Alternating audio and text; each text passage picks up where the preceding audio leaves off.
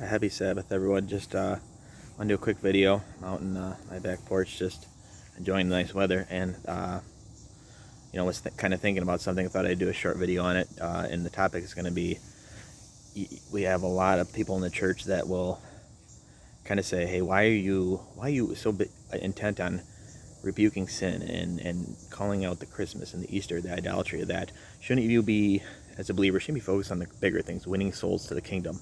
And I was thinking about that, and I'm like, what is it that you think that we're doing when we're doing this? All right, like, I think what they mean when they say that is, shouldn't you be reaching non-believers, teaching them about God, teaching them about the Messiah, Yeshua?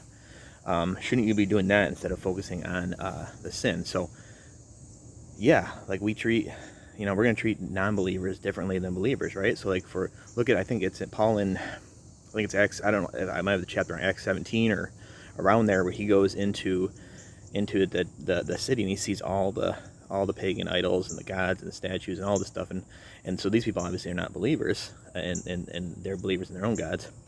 And what does Paul do? He's not going in and saying tear those down, I rebuke this, and what he's doing is he's seen all these people and he's upset. It says his spirit's agitated, and what he does is he goes in and he's let me show you about the real God. You got the statue, the unknown God. Let me show you. Let me teach you. So Paul's showing them. He's giving them a chance to say, hey, you're not believers. He's not going after their idols right there. He's trying to win them to God, because he knows that you win them to God, they're going to see the truth and they're going to tear down their stuff. Now, well, why do we handle the Christian church different? Because they already believe in God. Like, we don't have to show them, hey, here's your creator, right?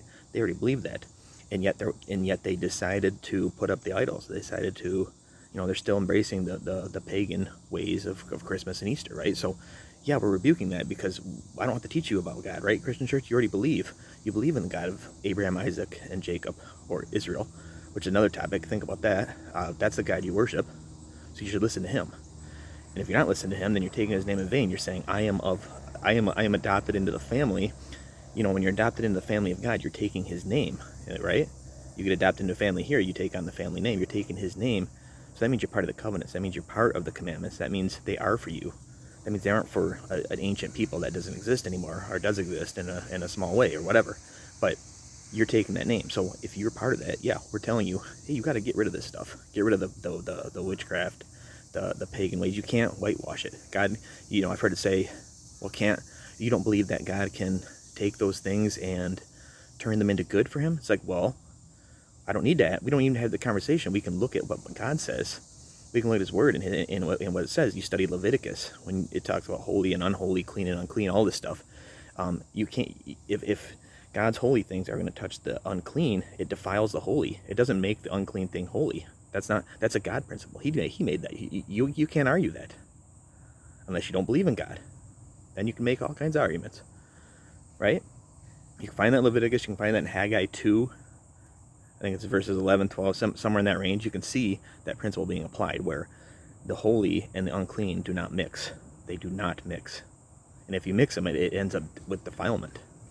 So no, you can't whitewash these pagan things away. When you know what they are, you have to get rid of them. So again, this is going back to, why are we warning them so much? Because they're already believers. What do you want me to say? That you believe in God, you believe in Yeshua, you believe in this, yet you're still doing these things? You're not supposed to do these things. And and if we're going to love you, Leviticus 19:17-18, we are going to rebuke sin out of it. We have to. That will not belong in the body. Do you think that Yeshua is going to come back for a apostate, covenant-breaking, idolatrous church? Really? So a rapture? No.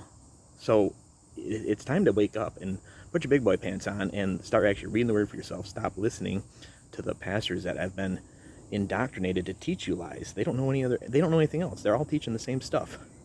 2.4 billion is not the narrow path, okay?